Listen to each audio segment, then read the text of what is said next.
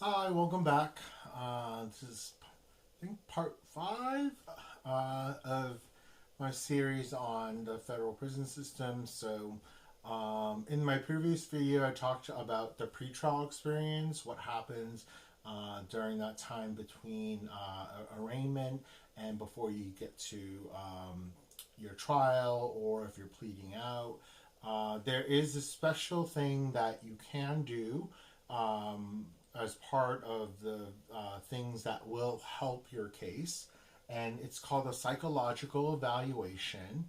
It is essentially a kind of in-depth, examination of your personal life, and they're going to touch upon a lot of different topics. You're going to be interviewed by a licensed psychologist.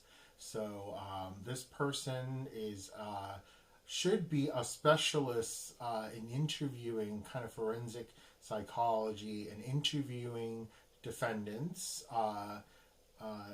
in kind of what is their personal history, what led up to their criminal case, and what recommendations they're going to make about you to the judge, to your lawyer, to probation.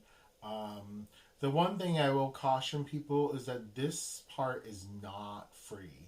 So even if you have a public defender in which you're not paying for the lawyer, um, these psychological evaluations can actually cost thousands of dollars, depending on that particular psychologist's rate.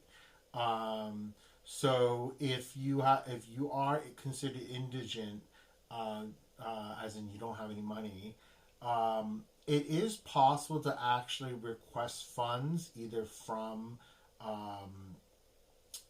from the judge. In your case, they would sometimes have funds for indigent clients to get these evaluations done. If you have a different active case, for example, sometimes folks in both municipal, state, and federal cases all at the same time, you can ask one of those lower courts to also potentially kick in money for that. I was lucky in the fact that I was able to get the full cost of that evaluation done for free. My lawyers, my private attorneys knew how to get that money. So that is one advantage, is that they can go do that. But even when I had my federal public defender, he had already said we can find funds for you to do this. If you were to do it out of pocket, yes, it could be a lot of money. But I will absolutely say the psychological evaluation is important, and you should pay for it. Okay, so it, this video probably will run long, so I hope you watch the whole thing. Maybe in the future I'll try to actually redo this video and split up the two different parts. The part which is the actual part where they ask you the questions. I'll tell you what questions they ask, but I also want to just get through this kind of the administrative part of, well, how much does it cost? What happened? Because it's important to go through all of that. So I'm going to go on the next part, which is the person that you're going to be interviewed by, right? I've already said to you that they are a licensed psychologist. If they are good, they're going to tell you all of their degrees, all of their certifications, their prior experience. They're going to show be very quick to tell you how many cases they've done. Represented. They've been there as a psychologist doing a psychological evaluation. So that part they will do on their own, just to show off kind of their experience. And then a little bit about that is also to try and build trust with you as a person who's going to be interviewed, saying pretty sensitive things. Now, remember that whatever you say in this report will be shared with a judge, potentially with the prosecutor, with probation, right? So you do not want to incriminate yourself anything beyond what's already known in your current case. Now, if you have a psychologist that the particular your lawyer, for example, is recommending, they're probably going to know how that the evaluator will ask questions in a certain way in which you're not going to be incriminating yourself. Okay, so and it's not, and you should remember that with the psychological evaluation report, they're not going to ask you about what the crime was, what were the criminal behaviors, the actual criminal acts that you did in the case, because that's not relevant. That's for your trial, right? They're going to be focusing on, yes, you've been alleged to commit some type of criminal act. Can you explain from your personal history how did those happen, right? So they go in a very systematic way, and this is very similar to a social history um, investigation that a therapist might go over with you. And the first thing they're going to talk about is really starting from the beginning in terms of family life. As a child, how did you grow up as a child? Did you have both parents in the house? What was it like to have siblings? How was it like going to school as a child? They'll ask a lot of things, and don't be offended if they ask you a lot of things that don't fit you. They just kind of follow a template. But the good thing you want to do is to respond uh, in a very proactive way to the question. So you may want to say, well, my something I remember from my childhood is that my parents smoked all the time, so I always smelled like cigarette smoke when I went to school. Those details matter because it can help the forensic psychologist really try to figure out which are the best directions to then go towards to understand how your behaviors and actions were influenced by your past. So they're going to talk a lot about family history. Then they're going to talk about education. So both primary school education, college, any advanced degrees. They'll go over all of that. They may ask you about your experience of how it was like that in college and above. But in general, it's not something that they focus too much time on. The next thing they're going to talk about is in terms of um, any type of past trauma that you've experienced as a child, adolescent, as an adult. And trauma is something that you can find a lot of videos on YouTube talking about this. Trauma is a very important factor in how a lot of people develop. And of course, I think it's pretty widely acknowledged that people who are involved in the criminal justice system experience an abnormal or inordinate amount of trauma, right? So trauma can be anything from being really really poor when you're a child, not having enough food to eat and feeling embarrassed about not being able to buy a lunch at school. That could be traumatic. Other types of trauma could be you've had a family relative who died fairly young while you were fairly young. Um, they will also talk about things like your first time experiencing or interacting with drugs, cigarettes, alcohol, sex. You know, how did that influence your behavior? How did that influence how you dealt with life? You know, um, and for men or women, men and women, excuse me, they will ask you questions about sexual trauma. So this is a standard part they're going to ask. Have you ever experienced sexual trauma?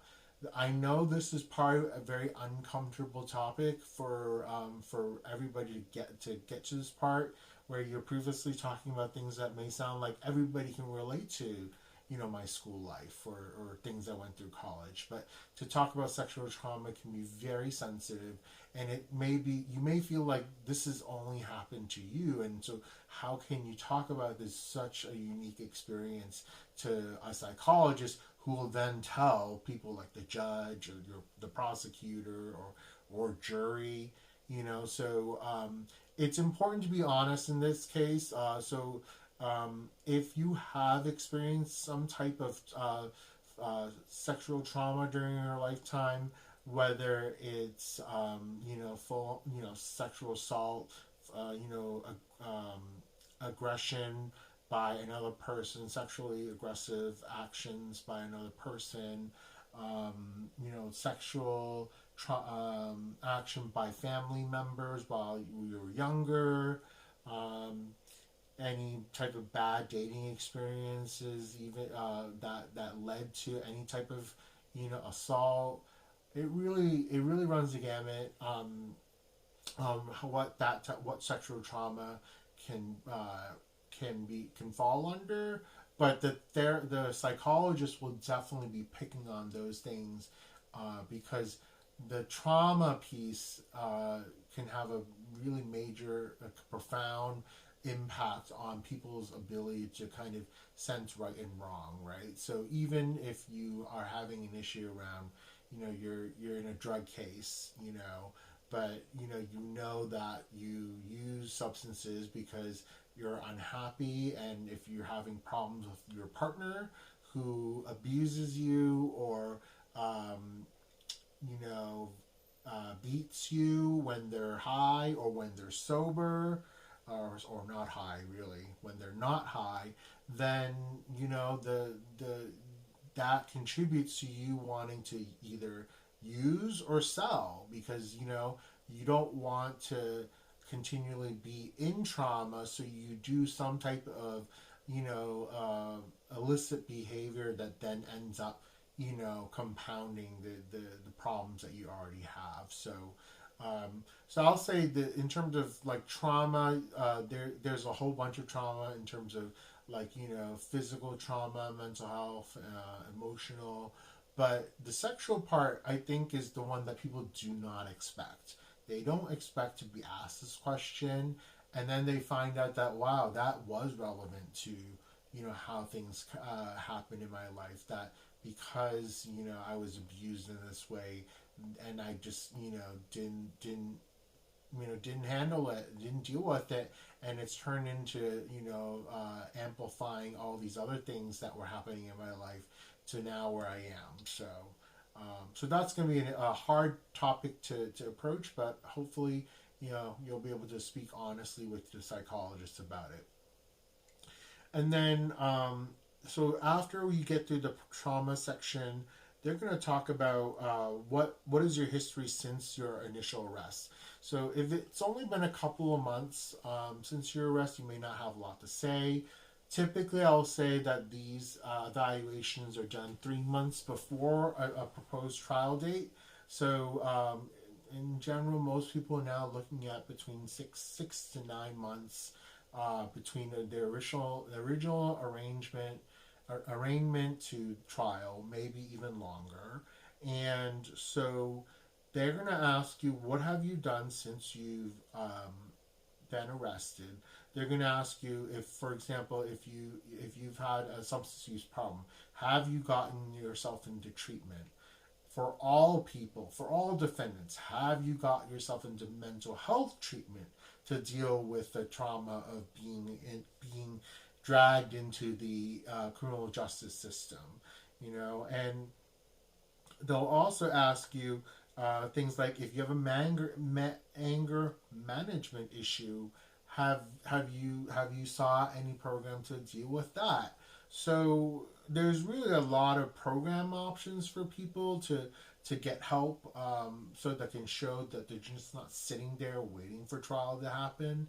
It's important for people to be able to document those. So if you're accessing any of the services that I had listed, they're going to have a record for you to show that you've been voluntarily participating in services. One thing that I think is definitely it's not something that people think is important, but I am personally encouraging that people should engage in is family therapy. Because a lot of times when you're involved in the system, it doesn't just affect you. It affects all the family members that are around you, whether it's your parents, your partner, your spouse, or your children. being able to show that you've been in family therapy to either help them during this very critical period while you're on trial, or to even address any more kind of further long-standing issues that you've had within your family. That's a very important thing. I know that's not always recommended by lawyers, but one thing I've learned through this whole process is that it is something that could be very helpful if you're going through a tough case. Um, and the psychologist will try to end after that conversation what you've been doing in the present. They're going to ask you about what is your outlook in life, right? So they may try to create a scenario. For example, this is your case. You're looking at potentially 20 years in prison. If you were to go through that, what would happen? What would happen? Talk to me. Kind of think about what could the future look like, and then they'll ask you what would the future look like after your release. In general, they want you to say some positive things about your optimism, about you'd be able to reunite with your family, or you'd be able to get a particular job that was still that could support you. The psychologist is coming from a standpoint that you're going to have a very challenging situation after you get out of your case, regardless of whether you're going to do serious time or not. So they really want you to have a realistic outlook of what's going to happen to you, and they will write that down. And it does that part is something that a lot of other parties will look at that and say, is this person really aware of how serious and how much trouble they're in? Or are they just kind of daydreaming and doesn't even know what's going to happen?